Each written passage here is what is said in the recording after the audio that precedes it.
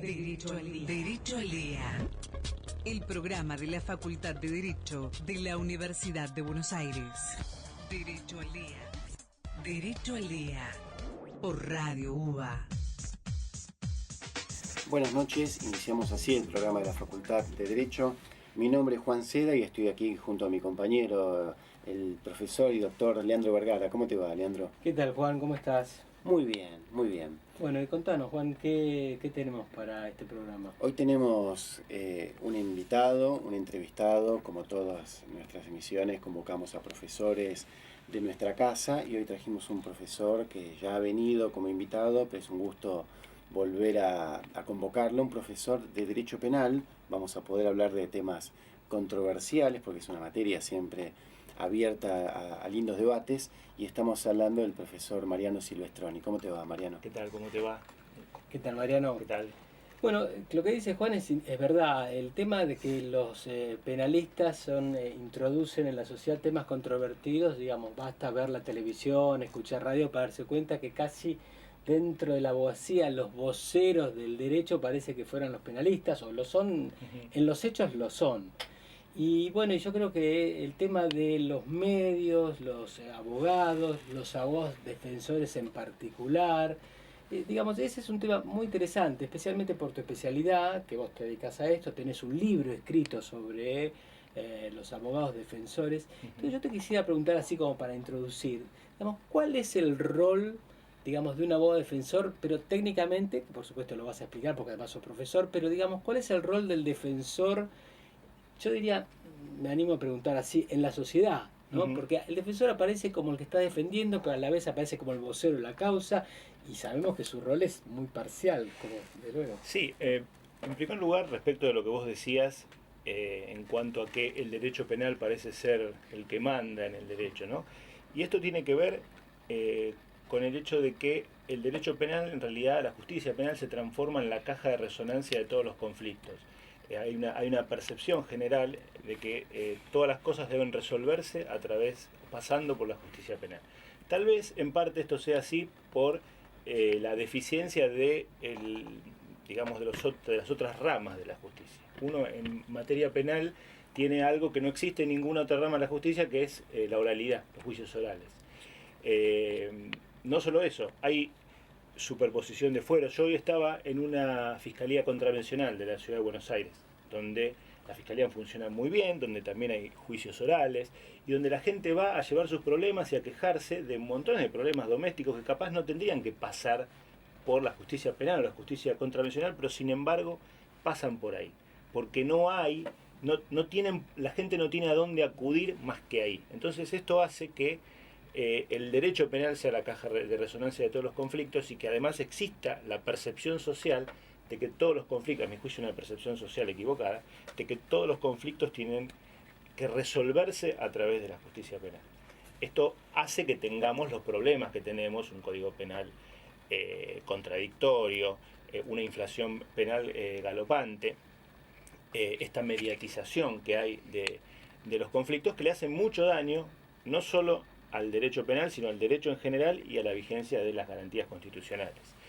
Volviendo a tu pregunta, el rol del abogado defensor, en realidad yo no creo que el abogado defensor tenga un rol social. Recordanos el libro tuyo. Uno es Teoría Constitucional del Delito, sí, primera y segunda edición, y otro es Manual del Abogado Defensor. Después hay otros, Derecho Penal Tributario y las 3 novelas jurídicas o judiciales o de intriga judicial. Pero sí, el Manual del Abogado Defensor, hay gente que lo lee y dice, muchos me dicen, ¿por qué escribiste esto? Estás revelando los trucos, esto no se hace, esto no saca trabajo, no deberías haberlo hecho. Pero yendo a la pregunta, el rol social del abogado penalista, yo creo que el principal compromiso que tiene el abogado penalista es con su cliente. Creo que el rol social es secundario, más allá de que indirectamente tiene un rol social. Es necesario que haya un abogado que se contraponga a la ola dominante, ¿no? Porque el punitivismo es la ola dominante hoy en día. Hoy yo creo que el garantismo la palabra garantismo es una palabra del pasado, no existe más el garantismo, no existen más los garantistas, las banderas se bajaron todas. Entonces desde ese punto de vista, sí, el abogado penalista tiene un rol social, pero a través fundamentalmente de la defensa del interés de su cliente, de la defensa del más débil de todo el sistema penal. No, quiero que aclares eso de que se terminó el garantismo. ¿Qué significa eso? Que se terminó la bandera del garantismo como doctrina, o se terminaron los jueces garantistas porque ya no garantizan lo que tienen que garantizar, o hay algo más atrás de esa palabra. Hay mucho más. Jueces garantistas, yo no conozco muchos jueces garantistas. En general, muchas veces se habla de este juez es garantista como de forma despectiva, ¿no? Sí. O sea, el juez debe ser garantista o no debe ser juez, porque el juez una de las principales funciones del juez es custodiar la vigencia de la Constitución, o sea, custodiar la pirámide jurídica, entonces debe ser necesariamente garantista. Lamentablemente no hay muchos jueces garantistas. Pero no solo eso, yo creo que las personas autodenominadas garantistas, o quienes en alguna época se autodenominaban garantistas, fueron bajando paulatinamente las banderas y fueron cediendo frente al punitivismo en distintas áreas. O sea, se empezaron a hacer excepciones, y cada vez más excepciones, y de pronto lo que muchos denunciábamos en ese momento, ojo que después las excepciones se van a generalizar, lo que ahora es una excepción después va a dejar de ser una excepción, lo que ahora cedemos para poder condenar en materia de delitos de lesa humanidad, mañana esa misma sesión se va a aplicar a casos de narcotráfico, o se va a aplicar a casos de lavado de dinero, o se va a aplicar a casos de funcionarios públicos, y entonces se relajan las garantías y después eso se expande a todo el derecho y al sistema penal. Entonces, por eso yo creo que en este momento histórico el garantismo está en franca retirada. Hoy hay una ola imparable de punitivismo en donde se hacen excepciones de todo tipo. Yo te mencionaba el caso de los delitos de lesa humanidad con la retroactividad de leyes penales más gravosas. Lo mismo pasa con los casos de violencia de género, en donde prácticamente se está produciendo una especie de inversión de la carga de la prueba. Lo mismo pasa en materia de delitos cometidos por funcionarios públicos. Aunque en este caso, bueno, hay ciertas particularidades en materia de evasión tributaria, en materia de narcotráfico, en materia de lavado de dinero. Cada vez se están haciendo más excepciones que hacen que las garantías sean algo del pasado, no son algo del presente. Y eso hace que la función del abogado defensor sea mucho más necesaria. Mariano, este retroceso del garantismo y avance del punitivismo, ¿es un fenómeno local, regional o global? No, es un fenómeno global que nosotros compramos y copiamos. Acá es muy curiosa la Argentina porque se critica mucho. La Argentina tiene un gran sentimiento anti-norteamericano, ¿no? Pero es paradojal cómo se copian sus banderas. Por ejemplo, la lucha contra el narcotráfico.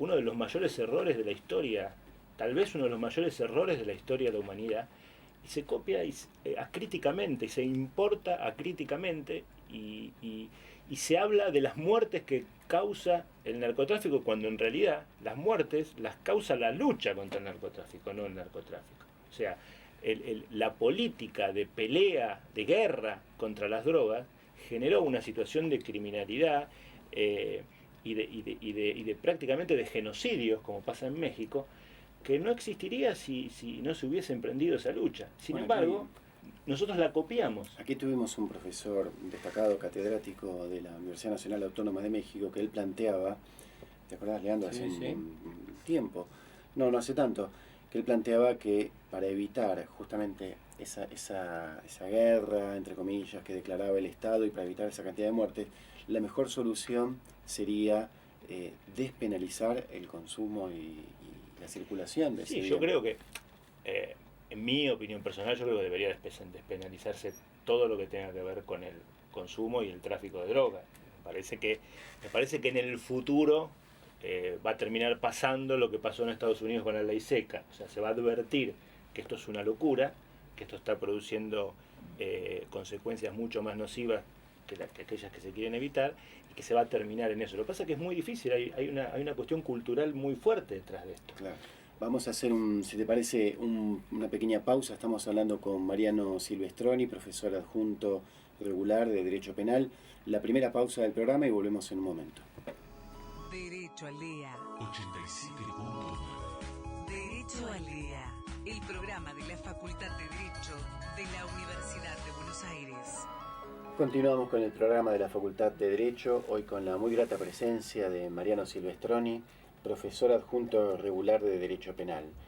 Bueno, Leandro, hablábamos recién sobre el rol del defensor y terminamos hablando un poco de casos y situaciones que tiene que vivir el penalista. Sí, claro, porque me parece que la observación que hacía nuestro invitado es muy interesante, porque, digamos, él mencionó 3, 4, 5 tipos de delitos, ¿no? Los abusos de menor, los abusos en general sexuales, que son una vía donde avanza lo que puede llamarse el punitivismo, está el tema de lesa humanidad, que también avanza, y está el garantismo. Y bueno, y acá, como hay oyentes de todo tipo, claro, la palabra garantía normalmente está asociado a criterios laxos en cuanto a la punición, criterios laxos en cuanto al proceso. Entonces, por un lado, uno ve que la sociedad tiene una percepción de que se castiga poco, tiene una percepción de que no se condena, que es muy difícil condenar a alguien, de hecho lo es, y por otro lado está el abogado defensor que con ese rol tan importante, digamos,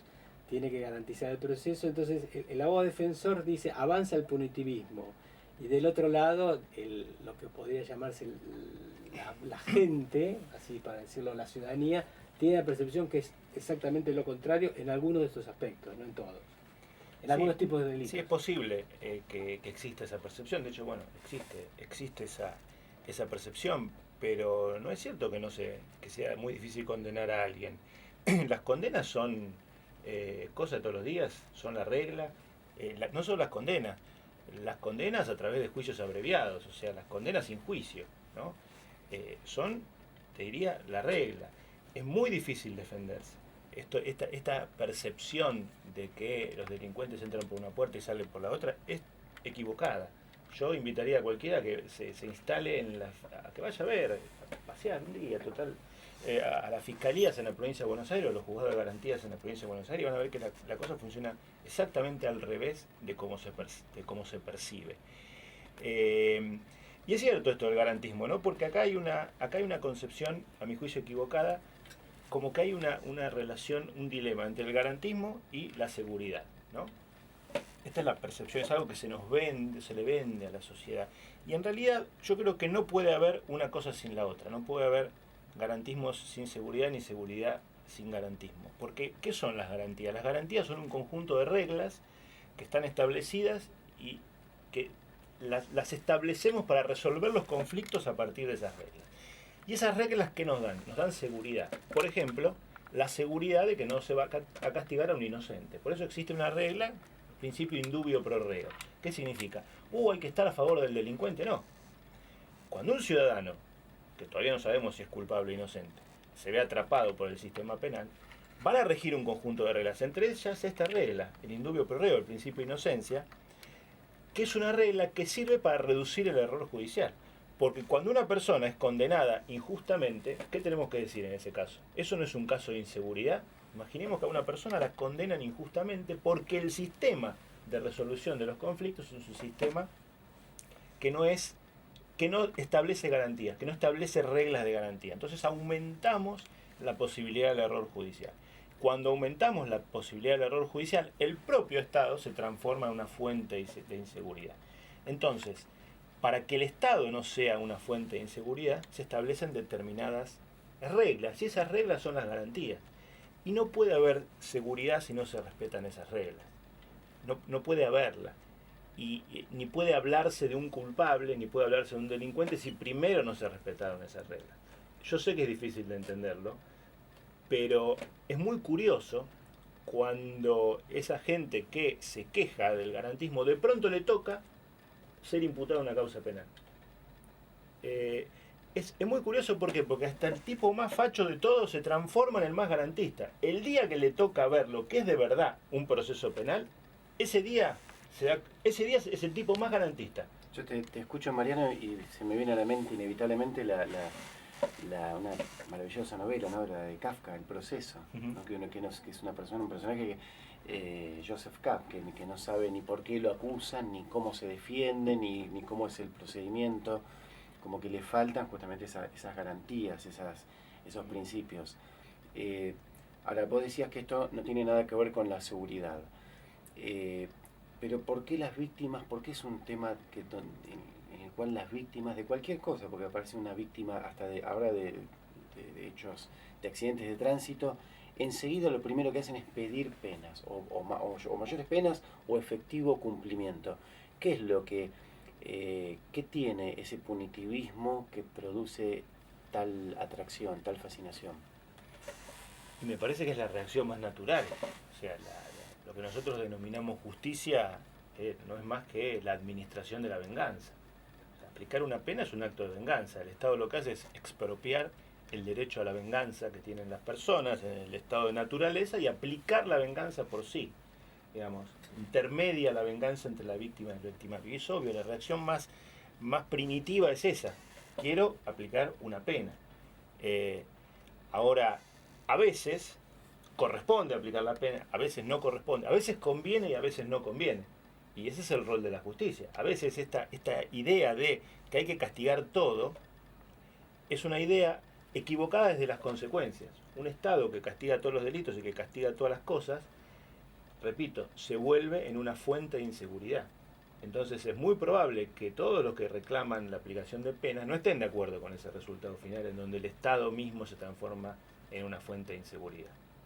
Ahora, el debate en la sociedad sigue instalado de una manera equívoca y complicada, porque, digamos, la seguridad no está en la sociedad, tenemos problemas de seguridad, se roban, o sea, eso es evidente, hay inseguridad todo el tiempo. Por otro lado, lo que históricamente hay, que faltan penas, que eso, es como que una cosa, no se puede diferenciar lo que es el proceso penal, lo que puede ser una condena, etcétera, a partir de un proceso de lo que es detener el delito. Y también lo que hay que ver es qué relación tiene Delito la aplicación de pena con la seguridad. Claro, este es otro elemento que no está, yo te diría que no está prácticamente ni siquiera estudiado. Se afirma que la aplicación de penas promueve la seguridad o baja la inseguridad, pero esto no se prueba, no se analiza, no se estudia. Si no, fijemos nuestro Código Penal, lo que pasó en los últimos 10 años, en los últimos 20, la inflación penal que hubo. Entonces tendríamos que vivir en el paraíso de la seguridad, a juzgar por el incremento que hubo en la intensidad de las penas. Y sin embargo esto no es así. Bueno, hemos llegado a la mitad de nuestro programa. Vamos a hacer ahora el segundo corte. Estábamos hablando con Mariano Silvestroni. ¿Cómo estás pasando hasta ahora? Muy bien, muy bien. Bueno, si te parece, vamos a hacer el segundo corte de nuestro programa y volvemos en un momento con el programa de la Facultad de Derecho. Derecho al Día. 87.9. Derecho al Día. El programa de la Facultad de Derecho de la Universidad de Buenos Aires. Continuamos con el programa de la Facultad de Derecho, con la presencia de Mariano Silvestroni, hablando sobre derecho penal, sobre las investigaciones, sobre sus publicaciones también. Pero Leandro, no le preguntamos a Mariano sobre su labor docente, ¿no? Que es tan... Claro, ¿cómo es la tarea docente de un profesor de Derecho Penal? Porque debe haber pocas materias en la Facultad de Derecho de cuando uno pasa por penal, todos los estudiantes cuando hicimos penal íbamos a ser penalistas. O sea, suscita una pasión adicional a cualquier otra materia. O sea, que ¿cómo es esto, la enseñanza del derecho penal a los estudiantes? Sí, en primer lugar, creo que hay que hacer referencia a la enseñanza del derecho en general, ¿no? Nosotros estamos acostumbrados en la facultad a que la facultad a los alumnos les enseña derecho y exclusivamente derecho, como si todos fuesen a ser el día de mañana juristas o jueces. Y lo que menos enseña, o prácticamente no se enseña, es a ser abogados. Claro. Y da la casualidad que la facultad no da ni el título de jurista ni el título de juez, da el título de abogado. Sin embargo, a ser abogado la facultad no enseña. Entonces, el primer gran tema de todo el derecho es este, ¿no? ¿Qué enseñamos en la facultad? Obviamente que la Facultad de Derecho tiene que enseñar derecho, pero estaría bueno que además de derecho se enseñara también cómo ejercer la profesión de abogado. con respecto al derecho penal, y bueno, acá pasa lo mismo. El derecho penal está colonizado, por decirlo de alguna manera, por las teorías alemanas, por la dogmática alemana, por la teoría del delito alemana, que tiene mucha influencia en Alemania, en España, en Latinoamérica. ¿Qué le dirías a un oyente que no entendió bien eso? ¿Qué significa dogmática alemana en tres palabras? A una persona normal es muy difícil de explicar. Y te lo digo yo, proveniendo de ese sector, digamos. Yo me eduqué en Derecho Penal, estudiando la dogmática alemana, enseñando la dogmática alemana y escribiendo sobre mi primer libro fue Teoría Constitucional del Delito, fue un libro sobre teoría del delito, con una visión distinta. Es decir, en vez de construir la teoría del delito a partir de estos conceptos abstractos que repetimos y repetimos y repetimos y que no sabemos por qué los repetimos, construyamos una teoría del delito a partir de las reglas que emanan de la Constitución, como debería construirse todo el derecho, ¿no? Por eso el libro se llama Teoría Constitucional del Delito, esa es la idea. Pero ocurre en materia penal que la teoría del delito es un objeto de culto, un objeto de veneración, como si fuera un ente que tiene vida propia, y el que no sabe teoría del delito es como que no sabe derecho penal y punto, y el que no sigue los dictados de la dogmática jurídico-penal alemana está condenado al ostracismo. A pesar de que esta dogmática no tiene la relevancia que en general se le asigna. Pero esto es muy común en muchos otros ámbitos, ¿no? Hay como una especie de, no sé si llamarlo, un autor alemán calificaba así a la dogmática alemana, decía la dogmática alemana es muy provinciana, está metida, encerrada en sí misma y eso impide la comprensión de todos los demás.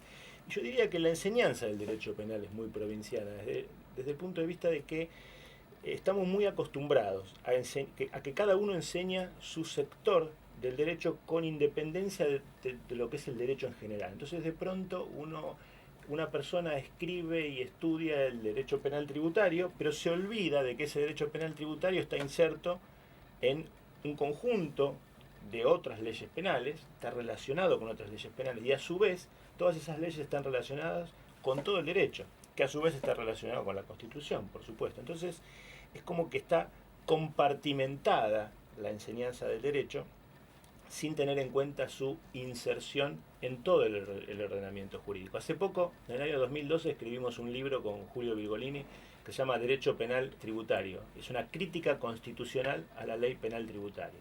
Y el enfoque que le damos a la crítica que le hacemos a la ley penal tributaria es esta. Acá, en general, se suele estudiar la ley penal tributaria. Los que escriben de la ley penal tributaria empiezan con la ley penal tributaria como si fuese lo único que existe. Lo mismo pasa sobre los que escriben sobre lavado de dinero, los que escriben sobre delitos sexuales, o los que escriben sobre homicidio. Estudian eso como si eso fuera lo único que hay. Y de ahí van para arriba. Y en realidad el camino tiene que ser el contrario. Debemos empezar, bueno, a ver, ¿cuál es la pirámide jurídica esta? De aquí vayamos para abajo. Y con este enfoque estudiemos esta ley o esta otra, insertándola en el marco de todo el ordenamiento jurídico. Y yo creo que la enseñanza del derecho penal debería ir por este camino. Tendría que ser una enseñanza mucho más integral, basada en las reglas constitucionales y no tan provinciana como ocurre actualmente, sobre todo con la enseñanza de la parte general del derecho penal, que es algo que las personas comunes no lo pueden entender. No lo pueden entender los abogados que no hacen derecho penal, menos lo pueden entender las personas comunes. Pero bueno, lamentablemente nuestro derecho penal, la enseñanza del derecho penal está enfocada irremediablemente en ese sentido, y creo que esto es un problema. Es un problema porque se enseña una herramienta que no se sabe para qué sirve. Te quiero volver un poco al tema de penal tributario, porque abordás, Mariano,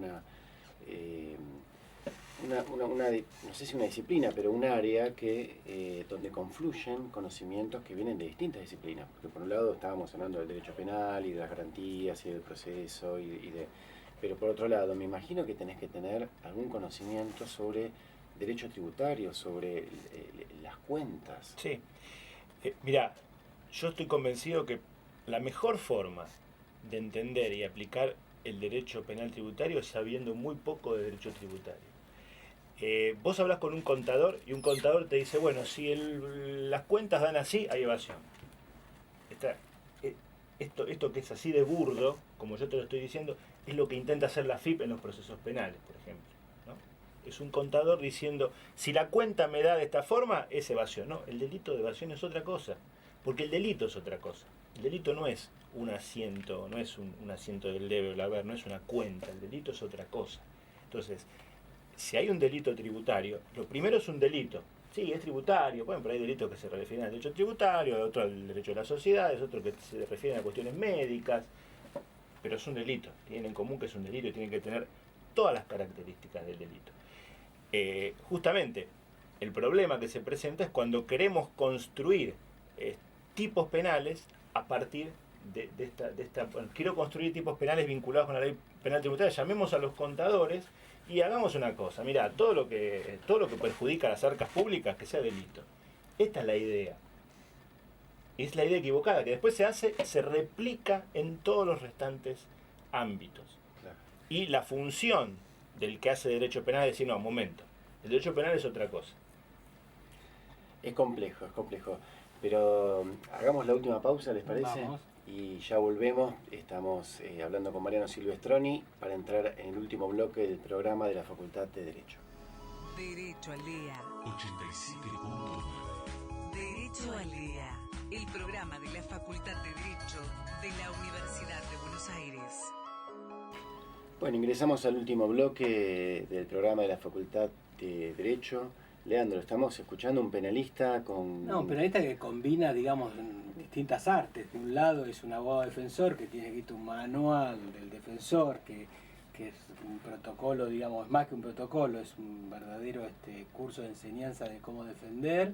Al mismo tiempo es profesor, tiene experiencia y realmente sus opiniones son importantes. Y bueno, y tratamos varios temas. Estábamos con el tema de los alumnos. Entonces yo lo que te preguntaba, bueno, que como cuando uno pasa por el derecho penal, los alumnos tienen ese entusiasmo propio. ¿Sí? ¿Cómo se transmite o qué se traduce en las cursos el día a día? Es decir, sale, no sé, una condena en los medios o un juicio, digamos, de relevancia o de notoriedad pública.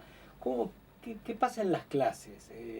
¿Tiene repercusión? ¿Los alumnos toman esos temas? ¿Qué hace el profesor frente a esa inquietud? Sí, tiene repercusión y aparte es bueno muchas veces que esto ocurra porque eso hace que permite sacar al alumno de la apatía o de la falta de interés respecto de lo que uno está dando. Entonces, cuando uno trae a colación algún tema que está discutiéndose en ese momento y si el tema da para discutir alguna cuestión vinculada con la materia, está bueno traerla.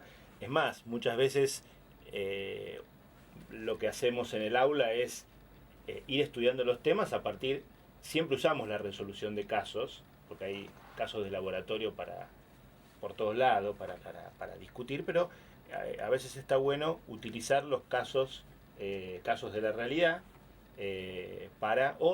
busquen en el diario un caso en el que pase tal cosa. Por ejemplo, cuando estudiamos la eximente putativa, que es el error de prohibición indirecto, la persona que cree que se defiende cuando en realidad no se está defendiendo. Y siempre hay un caso de, creyó que era un ladrón y mató a su madre. Sí. Siempre aparece un caso así. Claro. Entonces, bueno, busquen tal cosa en el diario, tráiganlo, lo discutimos. Entonces, eso sirve como una técnica para interesar al alumno en la resolución de los casos. Y lo que hablábamos al principio, ¿no? El derecho penal siempre llama la atención, tiene un morbo especial.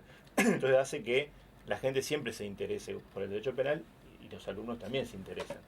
Pero esto que tenga conexión con la realidad y también con el derecho procesal, ¿no? Cuando uno enseña derecho procesal penal, es decir, todo el día tenemos en los diarios publicaciones que tienen que ver con el transcurso de causas penales, con cosas que pasan, claro, con temas relacionados directamente con derecho procesal penal, por ejemplo. Entonces, utilizar esas noticias y utilizar esos casos para interesar a los alumnos viene bastante bien.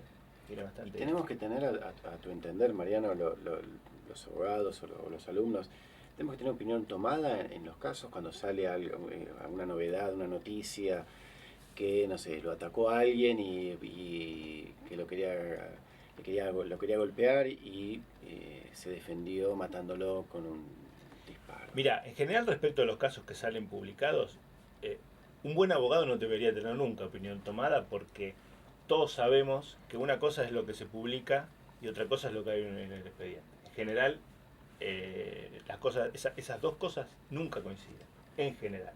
Entonces, un abogado debería pensar como abogado y debería opinar sobre la base de lo que hay en el expediente, o sea, sobre la base del conocimiento de los hechos, no sobre la base de lo que se publicó, etcétera. Obviamente que una vez fijados los hechos, todos podemos tener opinión sobre cómo debe resolverse ese caso, ¿no? Podemos tener opinión, está bueno que la tengamos, y tenemos que conocer las distintas opiniones, ¿no? Porque esto es muy importante para el alumno y lo que hablábamos antes sobre la diferencia entre enseñar derecho y enseñar a ser abogado. Vos podés tener una persona que sepa muchísimo de derecho, imagínate el mejor alumno de la facultad, 10 de promedio, y de pronto recibe su primer caso, escucha al cliente y le dice, no se preocupe señor, usted va a salir absuelto, sobreseído, porque acá no hay delito, olvídese porque acá no hay delito, porque el tipo sabe derecho y sabe que esa es la resolución del caso que corresponde. Y después al tipo el fiscal lo imputa, lo indagan, lo procesan, lo mandan a juicio y lo condenan. Y viene otro alumno que no sabe mucho de derecho, te agarra el caso y le dice, mira, ¿sabes qué? Vos no vas a declarar. Lo que te acusan, qué es lo que vos hiciste, vos lo vas a negar. Vas a mentir o te vas a negar a declarar y capaz que ese logra que lo sobresean.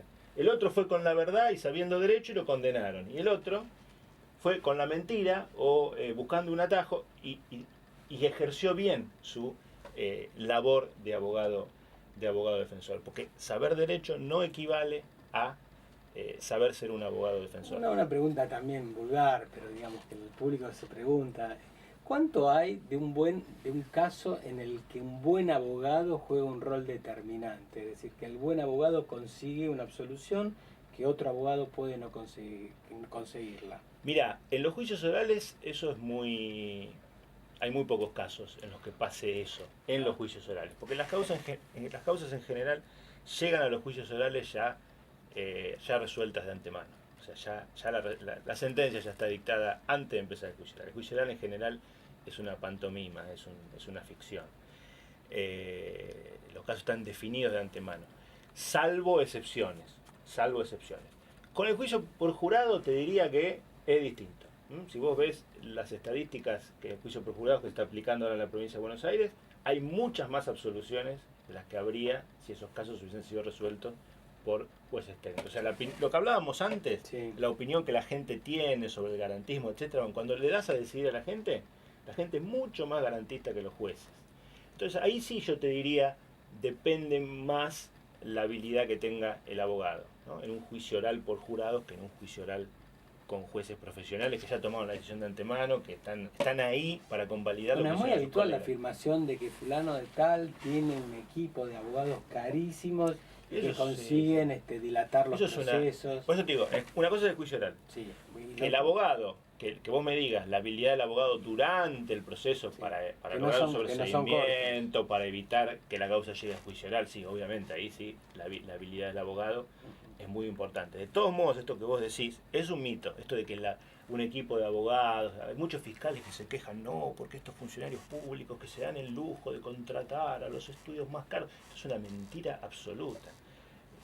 Ese estudio más caro somos 3, 4 abogados que estamos peleando contra la Oficina Anticorrupción, la Fiscalía Nacional de Investigaciones Administrativas, 2 ONG y un fiscal. O sea, estamos peleando contra 40, 50 personas con todos los recursos del Estado. O sea, esa ficción, eso es una ficción. Eso sí es una ficción. Obviamente que un buen abogado puede hacer la diferencia a lo largo de todo un proceso. Pero en general, el mito de que un buen abogado va a zafar a un tipo, a un culpable respecto al que está en todas las pruebas, eso es un mito, eso no pasa, eso no ocurre. Estamos terminando ya, hemos hablado hoy con Mariano Silvestrori, quisiera, Mariano, antes de terminar, hacer una continuación de la pregunta anterior de Leandro, para que brevemente nos digas, así como preguntabas por el deseo del alumno y por este goce cursando Derecho Penal, ¿qué te ha representado vos en estos años, ya que ya llevas unos cuantos enseñando Derecho Penal? A mí me gusta mucho el derecho penal, me gusta mucho escribir sobre el derecho penal, lo hago, y me gusta mucho enseñar el derecho penal, y yo trato siempre de juntar todas estas cosas. De hecho, los libros que yo escribí, Teoría Constitucional del Delito, Manual del Abogado Defensor, los escribí todos dando clases. O sea, yo agarraba, escribía los temas y después los volvía a releer y los volvía a reescribir para dar la clase, y después de la clase volvía a trabajar sobre los temas. Me parece que es muy enriquecedor el hecho de dar clases, además de que es un placer muy grande, y a mí me gusta mucho, uno se siente muy bien dando clases, estando ahí en ese momento, es como que uno se aísla en la facultad. Es muy enriquecedor también para aquel que da clases, porque todo el tiempo se tiene que poner a prueba, porque siempre hay una pregunta inteligente de un alumno que hace que uno se cuestione sus propias ideas, y eso es muy bueno. Bueno, te queremos agradecer por esta presencia, y te quiero decir que además de haber salido en vivo este programa por Radio UBA, también está siendo filmado y grabado, y vas a tenerlo disponible en la página web de la facultad y en las redes sociales. Así que espero que lo compartas y que te vean tus alumnos. No habremos hecho preguntas tan inteligentes como los alumnos, que tienen esa curiosidad más original. Pero bueno, fue un gusto para nosotros tenerte aquí. Muchas gracias, el gusto fue mío. Bueno, será hasta la próxima entonces. Hasta la próxima, Leandro. Gracias. Derecho al Día 87.9. Derecho al Día, la Facultad de Derecho de la Universidad de Buenos Aires en Radio UBA. Radio UBA 87.9, la radio de la Universidad de Buenos Aires.